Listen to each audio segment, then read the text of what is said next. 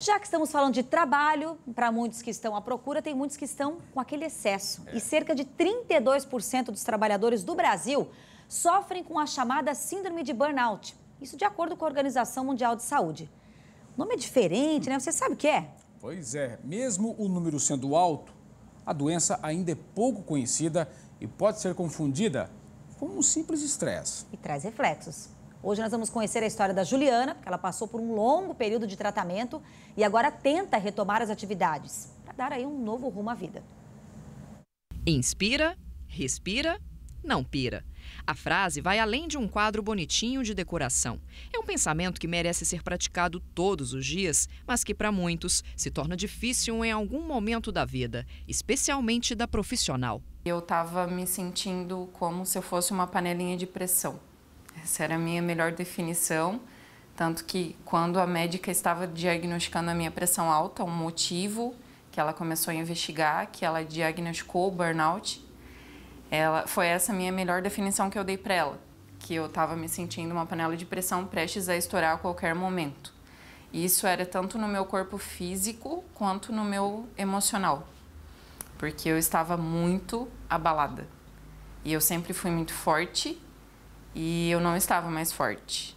Eu estava vivendo picos emocionais muito tensos, mas pelo desgaste.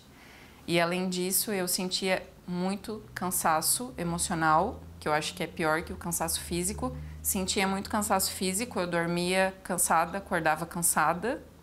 E eu estava ficando muito esquecida.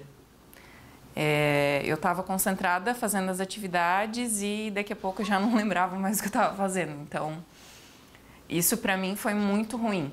Juliana estava na mesma empresa há 9 anos e nos últimos 3 desenvolveu doenças: pressão alta, enxaqueca, labirintite. Por isso, hoje ela tem que fazer uso de remédios controlados. Mas na época, ela precisava de mais, de afastamento daquilo que provocava a tensão emocional e de estresse crônico.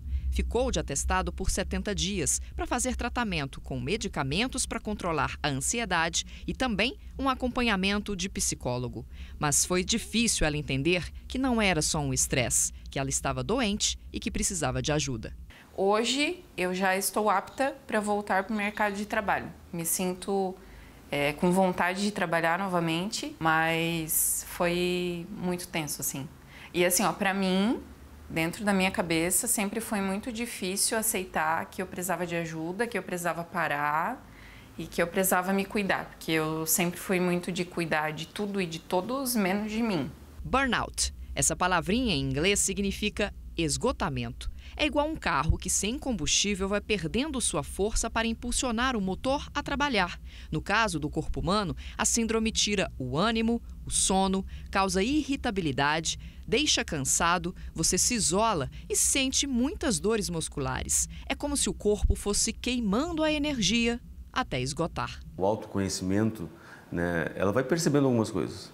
Ela vai percebendo que uma tarefa que ela executava em um dia, ela está levando 1 dia e meio. Ela vai percebendo que ela não consegue mais raciocinar, focar, ela não consegue mais produzir o que produzia. Começa a ficar ansiosa por causa disso, começa a afetar o seu sono, mexe com o seu humor, fica irritada. Sabe aquela pessoa que já é ogra por natureza, E aí ela começa a ficar mais irritada, descontar em quem não merece, em quem não tem nada a ver com a situação, onde ela não está se policiando. Eu sempre digo que nenhum sucesso profissional, nenhum sucesso pessoal, nenhum sucesso na vida vale o sacrifício de uma saúde mental. Essa é uma frase adaptada que fala o sacrifício de uma família, mas de uma saúde mental. Porque se você não cuidar, isso vai mexer com o seu humor, isso vai levar você a um quadro de depressão, de ansiedade. Já está com certeza, o burnout ele já tem um pouco de ansiedade, ele tem um pouco de cansaço mental, insônia, fadiga, irritabilidade, perda de concentração, e ao ponto de mexer com todo o seu organismo, e leva você a um quadro de depressão. O especialista hoje atende em média 1.000 pacientes com a síndrome. A maioria são adultos entre 30 e 40 anos que se veem exaustos no ambiente profissional com excesso de cobranças, acúmulo de serviço e alto grau de competitividade. Médicos, policiais, mulheres que enfrentam dupla jornada, jornalistas, são algumas das profissões que mais são afetadas pela pane física e mental. E dá para entender por que a Organização Mundial de Saúde colocou a síndrome de burnout no CID, que é a classificação internacional de doenças que irão prevalecer nos próximos anos. Estima-se que aqui no Brasil, 32% dos brasileiros já sofreram com a doença. O país só perde para o Japão. Lá a incidência chega a 70%. Eu sempre digo que os tratamentos para todas as doenças partem da cardiologia, psiquiatria, clínica médica, reumato, enfim, alimentação sua. Porque toda a parte nutriente está no intestino. Então a tua alimentação é importante. Se habituar a se alimentar. Eu não consigo comer coisa sólida. Estou deprimido, é verdade, não adianta. Tome uma vitamina. A parte de psicoterapia, você precisa falar. A fala, né? Freud dizia que a cura vem pela fala. Então, a fala é importante. Desintoxicar, porque uma hora o vulcão vai explodir. Tá lançando as fumaças. Uma hora esse vulcão, essa situação vai dar uma explosão e aí é tarde demais às vezes, né? Tem medicações para isso, para esgotamento, para ansiedade, né?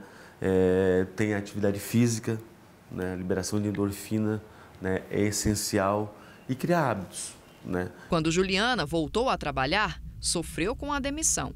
Agora, 3 meses depois, ela tenta se recolocar no mercado de trabalho, mas com algumas mudanças de comportamento. Aprendeu a valorizar o tempo dela também para se cuidar, fazendo atividade física, saindo com os amigos e, principalmente, aceitando que ela tem limitações. Eu aprendi, assim, na marra, porque sempre foi algo necessário, mas nunca foi algo muito fácil para mim, a questão do equilíbrio.